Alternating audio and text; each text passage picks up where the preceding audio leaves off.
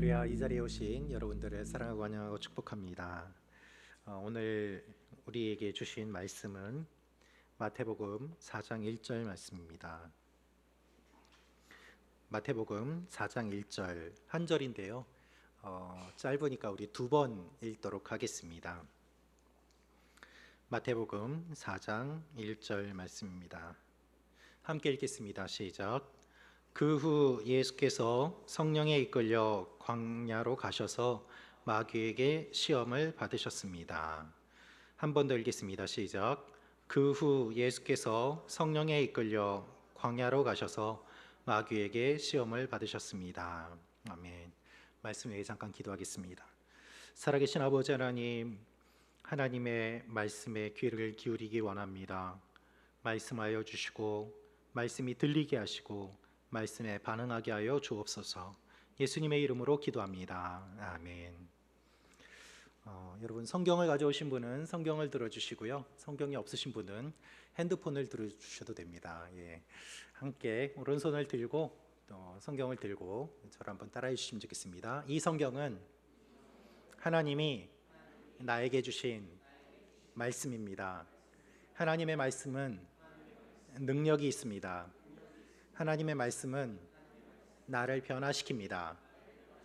나는 이 말씀을 믿습니다. 아멘. 여러분의 고백대로 될 줄로 믿습니다. 오늘은 시험을 이기신 예수님이라는 주제로 5월 한 달을 진행을 하게 되는데요. 첫 번째 시간으로 광야로 나가신 예수님이라는 제목으로 하나님 말씀 함께 보도록 하겠습니다.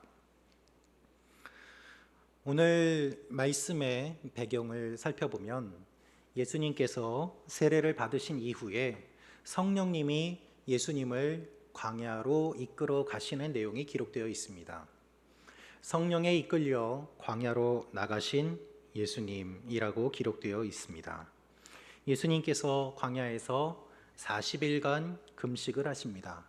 그리고 그 이후에 사탄에게 3번의 시험을 받으십니다. 본문에 기록된 시험을 통해서 우리가 알아볼 수 있는 특징이 몇 가지 있는데, 첫째는 예수님께서 3가지 시험을 받으셨다는 것이고, 두 번째로는 광야에서 받으셨다는 것이고, 세 번째로는 이 시험에서 예수님이 승리하셨다는 것입니다. 이러한 내용들을 저희가 5월 한 달 동안 계속해서 살펴보도록 할 텐데요. 이 말씀을 통해서 주님이 주시는 은혜를 함께 풍성히 받아 누리시는 여러분과 제가 되기를 축원합니다. 오늘 이 말씀을 볼 때에 우리가 알 수 있는 몇 가지 내용들이 있습니다. 첫 번째는 무엇인가 하면 예수님께서 시험을 받으실 때에 시험의 주체가 성령님이라는 것입니다. 시험의 주체가 성령님이십니다. 예수님께서 시험 받으신 내용은 마태복음, 그리고 마가복음, 누가복음에 기록되어 있습니다. 같은 시점으로 바라보는 공관복음이라고 하는 마태, 마가, 누가복음에 예수님이 시험 받으시는 내용이 동일하게 기록되어 있습니다. 이 세 복음서에 다 동일하게 기록이 되어 있는데, 이 동일하게 기록된 이야기에 공통점이 있습니다. 그것은 무엇인가 하면 바로 성령에 이끌리어 광야로 나가셨다는 것입니다.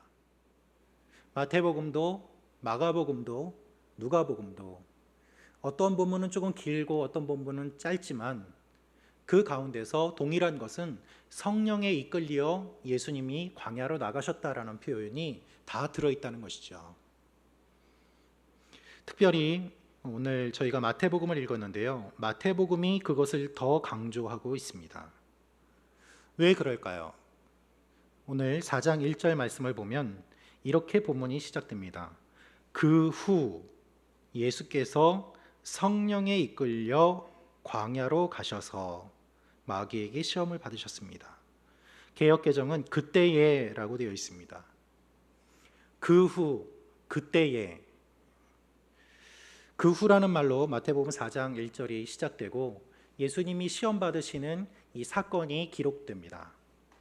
즉 예수님이 시험 받으시는 이 사건 전체를 설명하는 그 첫 번째 말이 바로 그 후, 그때에 라는 말이죠. 그러면 언제 후일까요? 그때는 언제일까요? 우리 마태복음 4장 1절에 기록되어 있는 이 그 후, 그때라는 말은 토테라는 말인데요. 이 단어는 언제 쓰는가 하면 어떤 사건을 설명할 때 가장 먼저 앞부분에 말을 전환하면서 쓰는 표현입니다. 그와 동시에 앞에 일어난 사건에 뒤이어서 곧바로 일어난 그 사건을 설명할 때 쓰는 말이기도 합니다. 따라서 그 후, 그때에라는 이 말은 분명히 앞에 어떤 사건이 있었고 그것과 동시에 매우 짧은 시간에 뒤이어서 이 사건이 일어났다는 것을 설명하고 있는 것이죠. 그렇다면 우리는 예수님이 시험 받으시기 전에 어떤 사건이 있었는지를 살펴볼 필요가 있습니다. 여러분, 마태복음 4장 1절 이전에 어떤 사건이 있었을까요? 바로 예수님께서 세례 받으신 사건이 기록되어 있습니다. 마태복음 3장 13절에서 17절 말씀 우리 함께 읽도록 하겠습니다. 시작.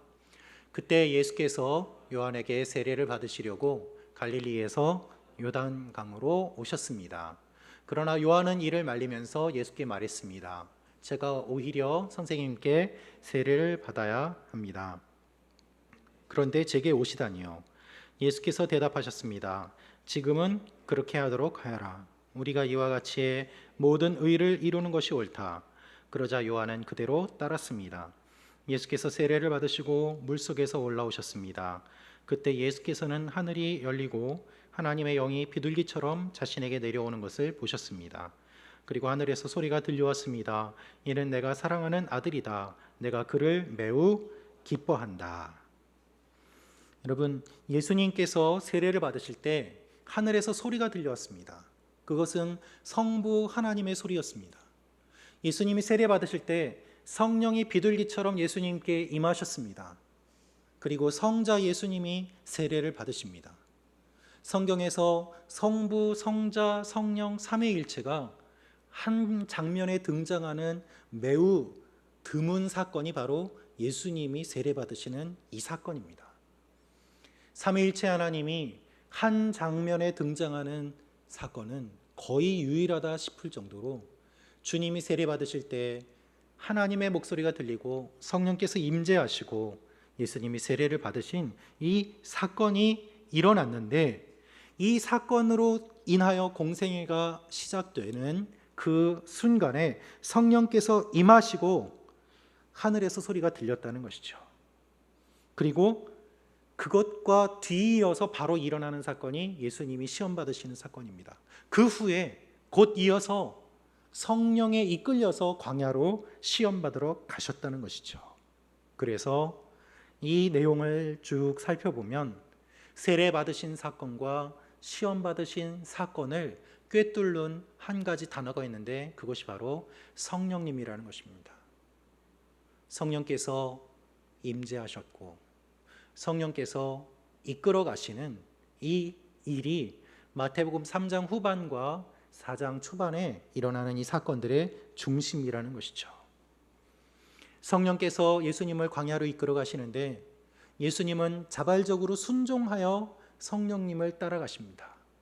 그래서 하나님께서 이 일을 계획하시고 성령께서 인도하시고 예수님이 순종하심으로 시험 받으시는 사건, 이것이 삼위일체 하나님의 사건이 세례 이후에 시험도 동일하게 하나님께서 역사하시는 것임을 마태복음은 말하고 있습니다. 성령으로 세례를 받자마자 성령에 의해서 시험을 받으러 광야로 나아갑니다. 여러분, 예수님이 시험 받으시는 이 사건은 믿음을 흔들기 위한 시험이 아니었습니다. 예수님이 시험 받으시는 이 사건은 믿음을 성숙시키기 위한 사건이고 하나님의 일을 위한 사건이었습니다. 여러분은 성령님을 어떻게 생각하십니까? 성령님을 어떤 능력으로만 생각하고 있지는 않습니까? 내게 능력으로 임하고 어떤 기적과 이적이 일어나는 그런 힘의 원동력으로만 생각하고 계시지는 않습니까? 본문은 그것을 이야기하고 있지 않습니다. 성령이 임재하시면 모든 일이 다 형통하고 예수 믿고 세례 받으면은 다 건강하고 풍족해야만 한다는 우리가 가지고 있는 그 생각과는 전혀 반대의 일들이 오늘 말씀에 이루어지고 있는 것이죠. 성령께서 임하셨는데 삼위일체 하나님이 역사하시는데 광야로 시험 받으러 나가신다는 것입니다. 우리의 인생에 어려움이 있습니다. 시험이 있습니다. 여러분 지금 고난 가운데 계십니까? 터널과 같은 깊은 어두움 가운데 계십니까? 시험 가운데 계십니까? 두려워하지 마십시오. 낙심하지 마십시오. 성령님께서 그 자리로 인도해 가셨다면 그것이 하나님의 사건인 줄로 믿습니다. 하나님께서 그렇게 역사에 가시기 때문입니다. 낙담치 마십시오. 이 일이 성령께서 이끌어 가시는 일인지 아닌지를 분별하는 것이 가장 중요합니다. 그리고 성령께서 이끌어 가시는 일이라면 내게 고난과 환난과 어려움과 핍박이 다가온다고 하더라도 그것은 하나님의 일이 이루어질 과정이고 단계이기 때문에 그 가운데 순종하며 걸음을 걸어야 되는 것이 주님께서 성령님을 따라 광야로 나가신 모습이 가르쳐 주시는 내용입니다. 우리는 시험이 있으면 불평을 합니다. 그러나 시험이 있다고 불평할 것이 아니라 성령의 인도하심에 순종하는 것이 우선임을 기억해야만 합니다. 성령께서 이끌어 가실 때 예수님은 먼저 순종하셨습니다. 한 번도 거부하지 않으시고 왜 나를 광야로 이끌어 가느냐라고 말씀하지 않으시고 사람들을 떠나 광야로 발걸음을 옮기셨습니다. 주님께서 그와 같은 일을 하셨기 때문에 이 일이 우리에게도 동일하게 일어날 것입니다. 그리고 일어나고 있습니다. 그래서 성령께 순종하며 나아간 것처럼 성령님의 일들에 순종하며 나아갈 때 하나님의 일들이 반드시 일어나는 것이죠. 예수님을 성령께서 인도해 가십니다. 그런데 어디로 인도해 가실까요? 본문을 보면 광야라고 기록되어 있습니다. 예수님이 광야에서 시험을 받으셨습니다. 여러분, 본문에 기록된 이 광야를 보면은요, 사람이 없는 곳이에요. 사람이라고는 예수님 한 분밖에 없습니다. 높은 곳이기도 하고 멀리 떨어진 곳이기도 하고 그리고 짐승들만 사는 곳입니다. 마가복음 1장 13절 말씀을 보면 예수님께서 들짐승들과 함께 계셨다라고 되어 있습니다. 우리 함께 같이 읽겠습니다. 시작. 예수께서 40일 동안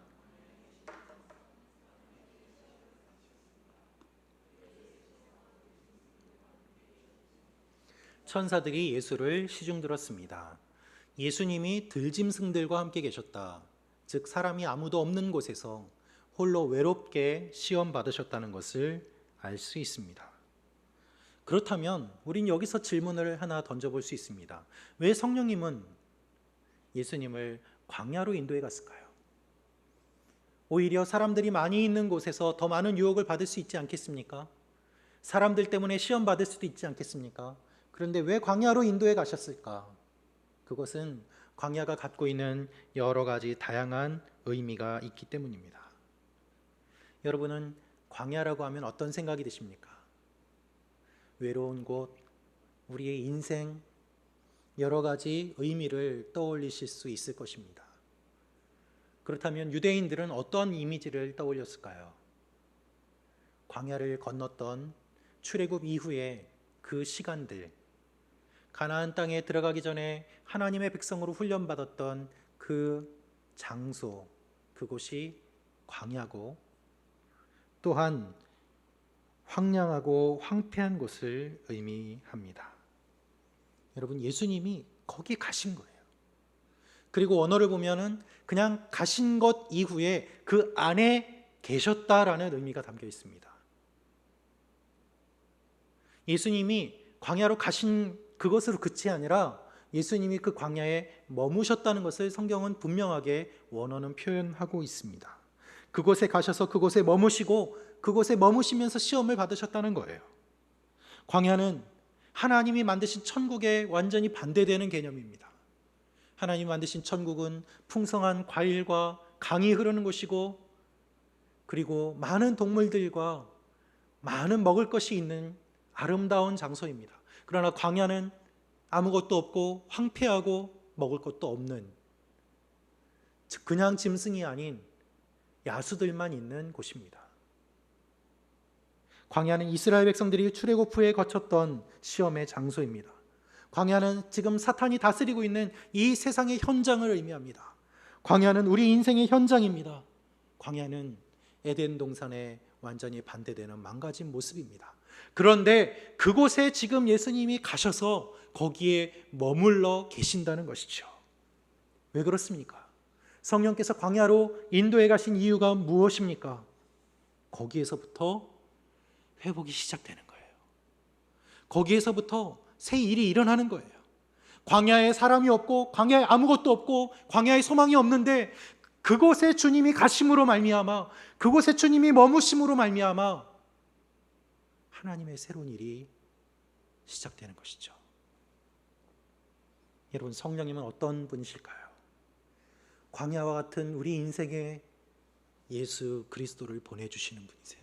할렐루야. 성령님이 아니고서는 2000년 전에 예수님의 그 십자가 사건이 나에게 다가올 수가 없습니다. 성령님이 아니고서는 예수님을 주로 고백할 수가 없습니다. 성령의 역사로 말미암아 주님이 우리 가운데 들어오셔서 내 마음을 두드리시고 내 안에 찾아오시고 내 안에 거하시고 머무르셔서 내 안에서 새로운 하나님의 생명이 흘러나가고 놀라운 하나님의 역사가 일어나는 새 일이 일어나는 것입니다. 할렐루야.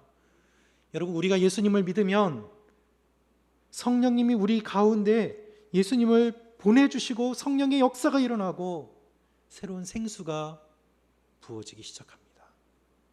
광야와 같은 우리 인생, 내 마음이 황폐하여 들짐승밖에 없던 그 인생이 예수님이 찾아오심으로 말미암아 인간, 하나님의 아들이 인간이 되신 바로 그분이 찾아오셔서 짐승같이 살던 내가 인간으로 살아가는 것이 어떤 건지를 알게 되고 보게 되고 주님이 내 안에서 하나님이 만드신 원래의 인간성을 회복시켜 주시면서 성령의 열매를 맺게 돼요. 그래서 광야가, 황무지가 장미꽃같이 되는 것입니다. 할렐루야. 샤론의 꽃 예수께서 황폐한 곳에 오셔서 주님의 생명을 전하시고 향기를 전해주시기 때문에 그래서 살아날 수 있는 거예요. 겉모습만 인간으로 살던 우리가 주님이 우리 가운데 들어오심으로 말미암아 새 생명을 얻게 되고 살아나게 되고 하나님의 사람으로 쓰임받게 되어서 그 골짜기에 널브러져 있던 마른 뼈와 같은 우리 인생이 사방에서 생기가 불어오며 살아나고 하나님의 군대가 되고 하나님의 백성이 되기 때문에 그래서 우리가 여기에 와서 예배드리고 찬양드리고 하나님의 말씀에 귀를 기울일 수 있는 것입니다. 할렐루야. 이것이 주님께서 광야에서 시험을 받으신 이유예요. 예수님은 성령에 이끌려서 예루살렘 성에서 입성하고 거기에서 시험을 받으실 수도 있었습니다. 예수님은 시험을 받지 않고 처음부터 기적을 일으키시며 화려한 슈퍼스타로 사람들 가운데서 복음을 선포하실 수도 있었습니다. 그러나 주님은 그렇게 하지 않으세요. 왜요? 가장 먼저 해야 되는 것이 광야에 머무는 것이었기 때문이에요. 주님이 보시기에 하나님에게서 멀어진 이 세상, 그 광야에서 주님이 머무시고 시간을 보내시고 주님의 일을 시작하셔야지 공생애가 실제로 시작될 수 있었기 때문입니다. 인간의 심령 깊은 곳을 상징하는 광야에 가셔야 앞으로 사역하는 모든 사역들이 그 광야가 변화되는 사역임을 보여주실 수 있었기 때문입니다. 여러분, 우리가 해야 될 일은 무엇입니까? 주님을 맞이하는 것입니다. 우리가 해야 되는 일은 무엇입니까? 광야와 같은 이 세상에 인간답게 사는 것입니다. 그 인간답다는 것은 이 세상이 말하는 휴머니즘이 아니라 하나님이 창조하신 원래의 하나님의 형상으로 회복된 인간, 예수 그리스도의 모습을 닮아간 그 삶을 살아가는 것이에요. 그래서 그렇게 인간답게 살아가는 모습을 보면서 사람들은 거룩한 충격을 받게 됩니다. 아, 저게 예수 믿는 것이구나. 저게 변화된 삶이구나. 저게 예수 그리스도의 모습이구나. 그 거룩한 충격을 받을 때에 그리스도의 향기가 퍼져나가면서 세상이 변화되는 것이죠. 그것이 복음입니다. 주님이 우리를 그렇게 불러주셨어요. 그래서 광야 같은 내 심령에 찾아오셔서 나를 만나주시고 변화시켜 주시는 것입니다. 이러한 변화가 여러분의 삶 가운데 일어나시기를 주님의 이름으로 축원합니다. 우리 모두 그렇게 부름받은 존재들이에요. 광야에서 주님이 가시고 거기에 머무시는데 예수님이 그러면 언제 시험을 받으실까요? 우리 4장 2절 말씀 같이 읽겠습니다. 시작. 40일 밤낮을 금식하신 후에 예수께서 배가 고프셨습니다. 예수님께서는 광야로 가시고 거기에서 40일 동안 금식하십니다. 이 내용에 대해서 저희가 이제 다음 주부터 더 자세하게 내용을 보도록 할 텐데요. 오늘 우리가 이 4장 2절 말씀에서 알 수 있는 사실이 있습니다. 그것은 주님이 광야로 가시고 바로 시험을 받으신 게 아니라는 것입니다. 40일이라는 시간이 걸렸습니다. 그 시간을 보내시고 시험을 받으십니다. 여러분 이상하죠? 4장 1절 말씀을 보면 세례 받으시고 즉시 성령께서 광야로 이끌어 가십니다. 그런데 광야에서는 40일이라는 시간을 일부러 보내십니다. 그 이후의 시험을 받으셨다는 것이죠. 그 이유가 무엇일까요? 우리가 몇 가지를 생각해 볼 수 있는데요. 우리가 먼저 생각해 볼 수 있는 것은 하나님의 일은 때가 있다는 것입니다. 시험도 마찬가지입니다. 여러분 하나님의 일은요 때가 있습니다. 어떨 때는 아무 일도 일어나지 않지만 어떨 때는 마치 폭풍처럼 몰아칩니다. 우리의 인생에서 그와 같은 일들을 많이 경험하지 않습니까? 때로는 아무런 일도 일어나지 않는데 때로는 좋은 일이건 안 좋은 일이건 여러 가지 일들이 한꺼번에 막 일어나는 것들을 경험하게 됩니다. 시험도 마찬가지고 축복도 마찬가지입니다. 인생에는 때가 있고 모든 일들에는 때가 있음을 우리는 고백해야 합니다. 제가 아는 어떤 한 집사님이 계시는데요. 이 집사님이 세제 공장을 하십니다. 근데 어떤 물건을 이제 납품할 때에 그 납품이 잘 되도록 수주할 수 있도록 기도해 달라고 가끔 연락을 주십니다. 그런데 입찰이 된 이후에도 다른 대기업이 와서 그 입찰된 것을 놓치기도 하고 하는 일들이 몇 번 반복되면서 일감이 많이 줄어들었어요. 그래서 기도해 달라고 또 얼마 전에도 연락이 왔었습니다. 그런데 최근에 오랜만에 그분과 연락이 되었습니다. 다시 한번 기도 제목을 나누어 주셨어요. 무슨 기도 제목인가 들어봤더니 일주일 동안 집에 못 들어가고 잠도 제대로 자지 못한 채 공장에서 일을 하고 계신다는 이야기였습니다. 내용을 들어보니까 외국계의 큰 대기업에 납품을 하게 되었는데 손세정제를 납품하게 되어서 동남아시아, 싱가포르, 중동, 유럽까지 지금 물건이 주문이 계속 쏟아지듯이 들어와서 집에도 못 가고 밤새도록 공장을 돌려도 물건을 못 댈 정도로 너무너무 바쁘시다는 거예요. 제가 그분의 삶을 지켜보면서 새삼스럽게 주님의 때가 있음을 다시 한번 생각하게 되었습니다.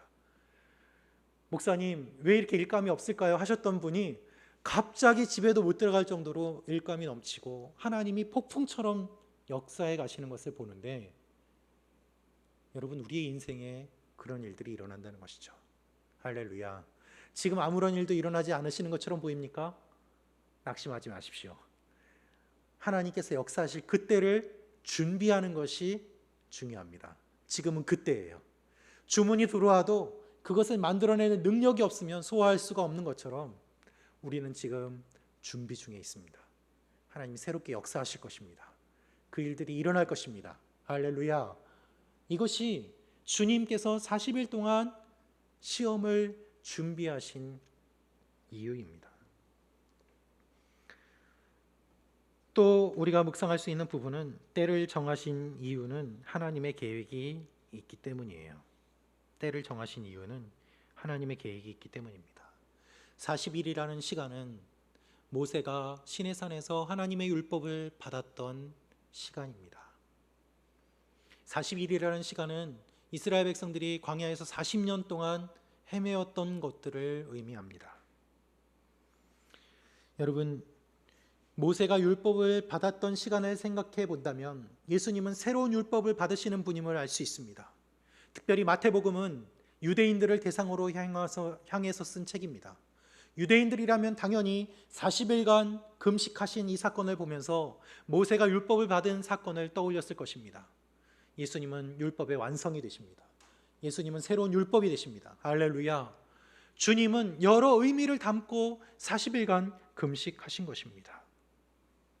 또한 유대인들은 무엇을 떠올렸을까요? 더 거슬러 올라가면 노아의 홍수 때 40일간 비가 온 사건이 있었습니다. 예수님은 생수이십니다. 생명의 물입니다. 예수님은 심판자입니다. 이 시간 가운데, 이 숫자 가운데 우리가 떠올려 볼 수 있는 것들이 너무나도 많이 있어요. 주님은 단지 굶주리신 것이 아니라 이 시간을 계산하시고 역사하셨음을 우리는 알 수 있습니다. 하나님은 분명한 스케줄이 있습니다. 하나님 분명한 시간이 있습니다. 하나님은 시간의 지배자이십니다. 하나님 여러분을 다스리십니다. 하나님 여러분의 모든 것을 알고 계십니다. 할렐루야. 그래서 우리는 시험 가운데 있을 때, 고통 가운데 있을 때 하나님 이것이 언제 끝납니까? 불평하지만 하나님의 때가 반드시 있음을 믿고 기억하며 기도로 준비해야 되는 것입니다. 그래야 시험을 이길 수 있어요. 그래서 세 번째로 볼 수 있는 것이 하나님의 때를 기도하며 기다려야 된다는 것입니다. 여러분, 예수님께서 40일간 무엇을 하셨을까요? 금식하셨습니다. 금식하며 무엇을 하셨을까요? 기도하셨어요. 40일간 금식한다는 것은 물리적으로 인간의 생명을 위협하는 시간이기도 합니다. 주님은 인간의 한계까지 가셨습니다. 인간이신 예수 그리스도께서 40일간 굶으시면서 인간으로서의 힘과 능력이 빠져나가는 그 가운데 주님은 끝까지 붙들고 기도하셨어요. 주님은 죽어가는 것이었습니다. 주님은 죽어가면서 기도하셨다는 것을 알 수 있습니다. 십자가에 달리시면서 돌아가실 때까지 기도하신 주님이 그 첫 사역을 시작하실 때에도 이미 죽어가면서 금식하며 기도하신 거예요. 그래서 주님은 마지막에 제자들에게 이렇게 말씀하시지 않습니까? 기도하지 않으면 시험에서 이길 수 없다고 말씀합니다. 여러분, 우리는 하나님의 시간을 어떻게 보내야 될까요? 기도하며 보내야 됩니다. 인간의 한계를 경험하게 될 때 우리는 무엇을 해야 될까요? 기도해야 됩니다. 점점 우리의 생각과 욕심과 계획이 다 사라지는 가운데 기도하면서 하나님의 생각과 계획과 뜻에 순종하며 나아가도록 변화되는 시간이 40일이라는 시간이에요. 우리는 하나님께 기도한다고 하지만 사실 기도하지 않습니다. 눈 감았다가 5분도 안 돼서 일어나서 돌아가는 것이 우리의 모습 아닙니까? 우리는 하나님께 기도한다고 하지만 사실은 기도하지 않습니다. 우리의 모습을 변화시키지 않은 채 하나님이 나의 뜻대로 움직여 달라고 기도하기 때문입니다. 내 뜻을 하나님께 맞추는 것이 아니라 하나님을 나에게 맞추기 위하여 몸부림치는 것이 기도라면 진정한 기도가 아닙니다. 그래서 우리는 기도하지 않는 것이죠. 예수님이 승리하실 수 있는 이유는 40일간 기도하셨기 때문입니다. 여러분, 예수님은 광야에서 시험 받으십니다. 그리고 기도로 시험을 준비하십니다. 예수님이 이 공생애를 시작하실 때 기도로 시작하시고 시험으로 시작하십니다. 이 첫 번째 시험은 마지막 시험인 십자가와 연결됩니다. 예수님이 죽어가면서 금식하시고 기도하시고 첫 번째 시험을 준비하신 것처럼 주님께서는 십자가를 앞두고 눈물을 흘리고 땀이 피가 될 정도로 간절히 기도하시면서 마지막 시험을 준비하셨습니다. 그리고 그렇게 기도하신 주님은 첫 번째 시험도 승리하시고 마지막 시험도 승리하십니다. 할렐루야. 예수님은 처음이요 마지막이요 알파요 오메가요. 예수님의 첫 승리가 마지막 승리가 되고 예수님의 이 승리가 우리의 승리가 되도록 우리와 함께 하십니다. 할렐루야. 이것이 주님께서 광야에서 시험을 받으신 의미입니다. 히브리서 4장 15절은 다음과 같이 말하고 있습니다. 우리 함께 같이 읽겠습니다. 시작. 이는 우리에게 계신 대제사장은 우리의 연약함을 동정하지 못하시는 분이 아니며 또한 모든 면에서 우리와 동일하게 시험을 당하셨으나 죄가 없으신 분이기 때문입니다. 우리와 똑같이 시험을 받으신 주님께서 이 시험에서 이기시고 이 시험을 통하여 하나님의 일들을 시작하셨습니다. 그래서 우리도 주님의 일을 감당할 수 있는 것입니다. 예수님의 승리가 우리에게 주어져서 우리를 대신하여 시험받은 신 주님의 승리의 그 기쁨이 우리에게 주어져서 우리도 주님과 함께 기쁨을 누리고 승리 가운데 모든 시험을 통과하시는 여러분과 제가 되기를 축원합니다.